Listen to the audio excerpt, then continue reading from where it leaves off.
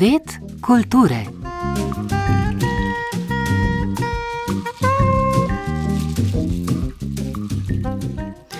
Lepo pozdravljeni, spoštovani poslušalke in poslušalci.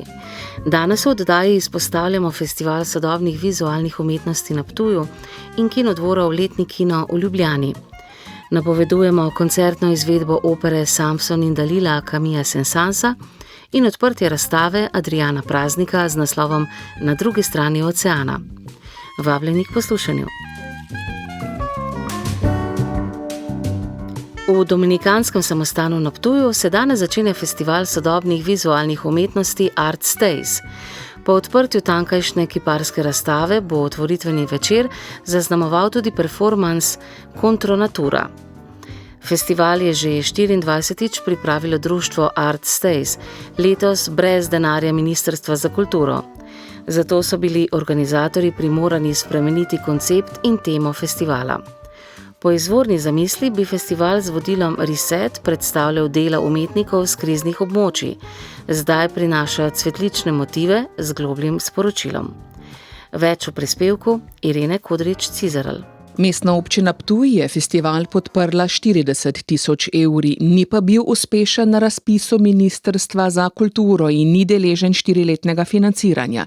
S tem je prikrajšan za približno tretjino sredstev, umetniški vodja Jernej Forbici. Še bolj žalostno računali smo letos, so za prvič po mnogih letih povišala sredstva. Na razpisu smo tudi računali nekako, da bomo dobili malo več, kot smo dobivali zadnja leta, tako da smo tudi program malce rešili in zato smo res bili primorani spremeniti temo in tudi sam koncept. Zdaj ima festival zgovorno vodilo Hvala za rože in prek del približno 50 umetnikov iz Evrope, Azije, Afrike in obeh Amerik ugotavlja, kaj tiči za lepimi gestami, kako se lahko resnica razlikuje od zunanje podobe in v vseh razpokah v maskah. Navkljub cvetličnim motivom pa ne gre pričakovati naivnosti in romantike, temveč tudi ironijo, absurd in prefinjen humor, ki razgaljajo mehanizme osebnih, družbenih in političnih odnosov. Osrednja razstava z deli več kot 20 umetnikov in umetnic bo tradicionalno v galeriji mesta Ptuj, Jernej Forbici. Del bo ogromno. V manjši razstavišči smo želeli delati bolj samostojne razstave, izpostaviti tiste, za katere menimo, da si to zaslužijo. Na skupinskih razstavah, te večjih, pa gre za zelo širok izbor, bi rekel. V galeriji mesta Ptuj imamo umetnike tako afriške, azijske, gre za slikarstvo, veliko je slikarstva, lahko rečem, dosti fotografije tudi, gre za prostorske postavitve, pa bo tudi kiparstvo, tako da je res zelo široko. Želimo pa seveda zastaviti po sobanah, kjer bo nekako tako medijsko kot tudi sporočilno ločene. V eni sobi bo pa izveden tudi performance na otvoritven dan, to pa je Giacomo Cosio iz Italije, ki bo rože pobarval in jim tako nekako umetno jih zatrl. In na to bomo v času festivala lahko spremljali, kako se rože nekako osvobajajo od tega človeške intervencije, ki se seveda v naravi vsak dan dogaja. In to bomo lahko v galeriji spremljali do konca razstave, ko se bodo rože osvobodile te umetne barve. Tako da bo zelo raznolika razstava, lahko rečem, tudi spreminjajoča se skozi poletje. Tako da tudi obisk od začetka pa na koncu bo tudi zelo zanimiv. Del festivala so številne otvoritve razstav, retrospektiva nemškega umetnika Manfreda Mohrkampa, voden ogled, pogovor z umetniki, poletna likovna akademija, performance in koncerta. Eno izmed prizorišč je na Ptujskem gradu. In lahko rečem, da bo to ena, najlepših razstav v času na to tematiko v sklopu festivala. Gre za šopke rož, zelo baročne, ki pa so narejeni iz živalskega izvora, ampak ne bi rad preveč povedal, ker pustimo se presenetiti. In bo to zelo baročna je in seveda razstava na Ptujskem gradu je v baročni galeriji, tako da bo vse skupaj res, mislim, da fascinantno. V Dominikanskem samostanu, kjer odpiramo festival, je kiparska razstava, seveda. Dominikanski samostan je nekako rezerviran za kiparje. Tudi tukaj imamo zelo raznoliko. Imamo slovenskega kiparja Rafaela Košeca Tekavca, ki dela res z raznolikim lesom in ustvarja te strukture, ki spominjajo na rože. Čeprav veliko dela, ampak filigransko delo, občuduje les, ga res čuti in odlično obdeluje. Tukaj je bila tudi kustosinja Nina Šardi pri Rafaelu. Na to pa je Krištof Kintera, ki je češki umetnik, kustos teh čeških in nemških umetnikov je Marek Šovanek. Tukaj gre za skulpturo kaktusa, je narejen z zelo zanimivega materiala, tako da vabim ljudi, da pridejo pogledati. Gre za kaktus, ki ga je umetnik vzgojil sam doma v ateljeju. Na to pa še Ana Lu, gre za umetnico, ki je bila že, mislim, da 2-krat predstavljena na festivalu, gre za zelo pomembno italijansko umetnico.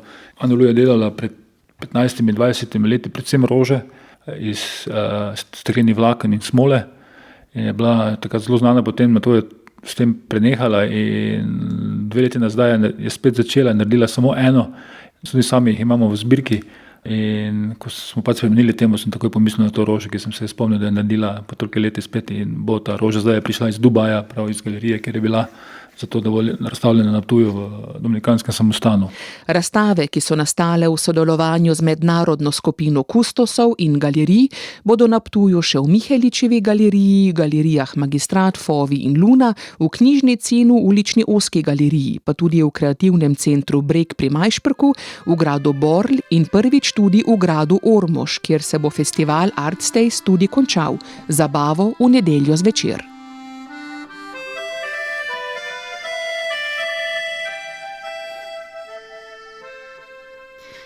Na dvorišču Ljubljanskega gradu se nocoj začenja Kinodvorov letni kino Film pod zvezdami. Odprl ga bo film Fiume o morte režiserja Igorja Bezinovića. Zanj je dobil nagrado Evropske filmske akademije, poleg tega gre za najbolj gledan film lanskega leta v Kinodvoru.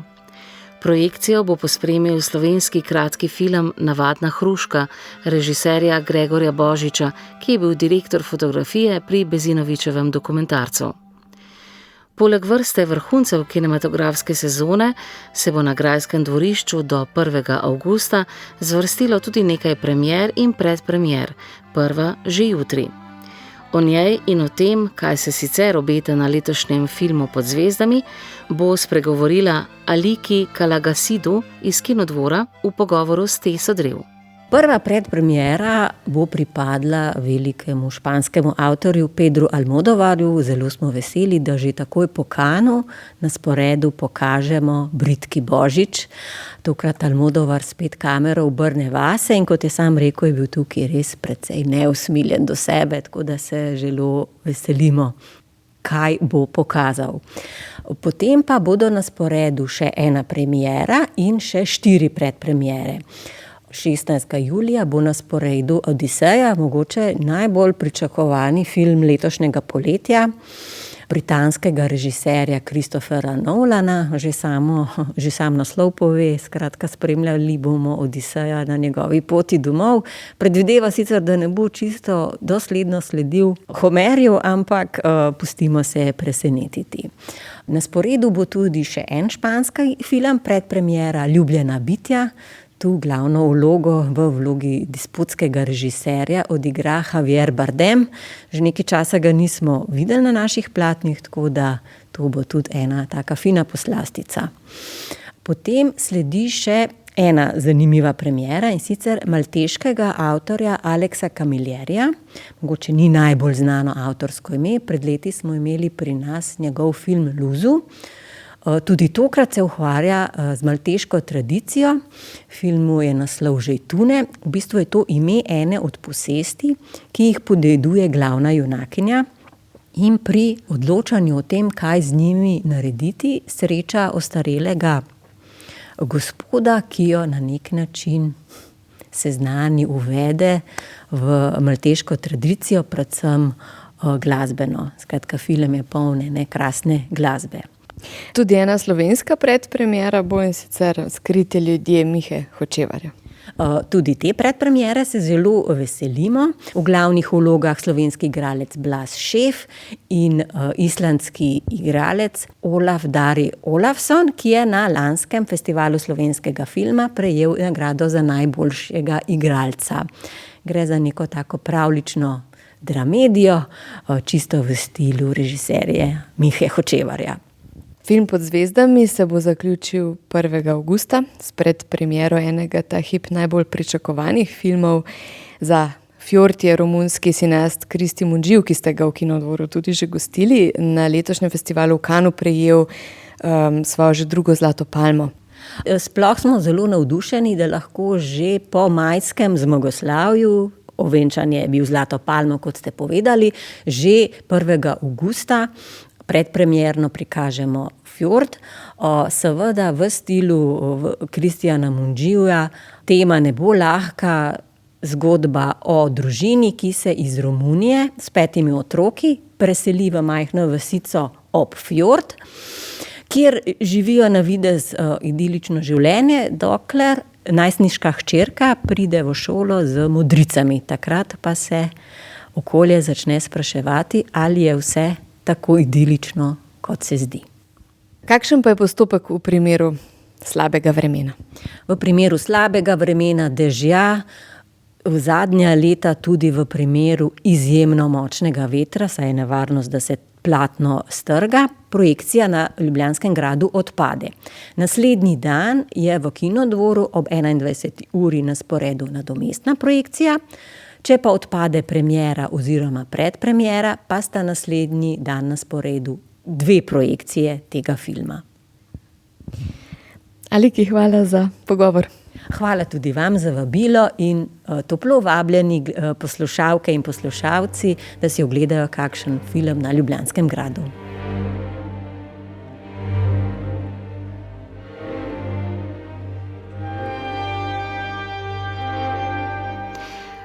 Nocoj ob 20. bo v Cankarjevem domu koncertna izvedba opere Samson in Dalila Camilla Saint-Sansa. Opera, v kateri se prepletajo bogato orkestrirana glasbena pisava, veliki zbori, razširjeni ansambli, dramatične arije in nenazadnje tudi plesna glasba. Opera prinaša znamenito svetopisemsko zgodbo o Samsonu in Dalili skozi bogato glasbeno in zborovsko pripoved. Koncertno izvedbo v organizaciji 74. festivala Ljubljana bo vodil priznani dirigent Charles Ditois. V naslovnih vlogah pa bosta nastopila Nicole Marie Lemieux in Nikolaj Šukov.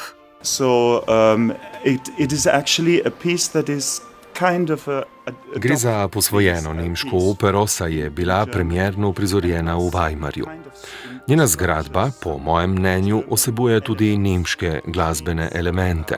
Za vlogo Samsona potrebujemo močan, preroški glas. Opera ni tipično francoska, pa vendar vsebuje številne značilnosti francoske glasbe iz tistega časa. Izvedba opere, zlasti petje, je zelo občutljivo, z veliko barvnih odtenkov, ki se ga ne izvaja na italijanski način, saj je taka izvedba zelo dolgočasna. Tako o vlogi Samsona razmišlja nocojšnji interpret, avstrijski tenorist Nikolaj Šukov, poleg katerega bodo ob 20. v Galusovi dvorani Cankarjevega doma ob spremljavi zbora Slovenske filharmonije in Narodove forum muziki ter orkestra Slovenske filharmonije nastopili še Jean-François Lapointe kot Dagonov veliki svečenik, Jean Težen kot Abimeleh, Rok Ferenčak kot prvi filistejec, Tomaž Štular kot drugi filistejec in Pavel Zdebski kot vojni sev.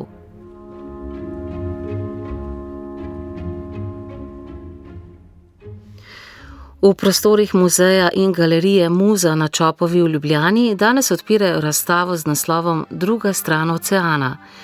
Razstava predstavlja nov cikel slik Adriana Praznika v dialogu z izbranimi deli iz umetnikovega arhiva. S soočanjem aktualnih in preteklih del odpira pogled v procese kopičenja, preoblikovanja in vračanja, ki zaznamujejo njegovo slikarsko prakso. Adrian Praznik izhaja iz arhiva podob, materialov, zapisov in najdenih fragmentov, ki skozi postopke izbora, plastenja in prekrivanja vzpostavljajo nova razmerja ter pomene. V ospredju so materialnost slike, sledi jezika in raziskovanje načinov, kako se podobe in pomeni skozi čas spreminjajo ter na novo sestavljajo. Na ogled do 23. avgusta.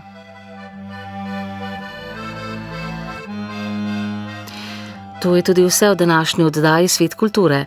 Pripravili smo jo sodelavci uredništva za kulturo in resno glasbo, tonski mojster Robi Markoč in redaktorica Ana Marija Štukal Kozma.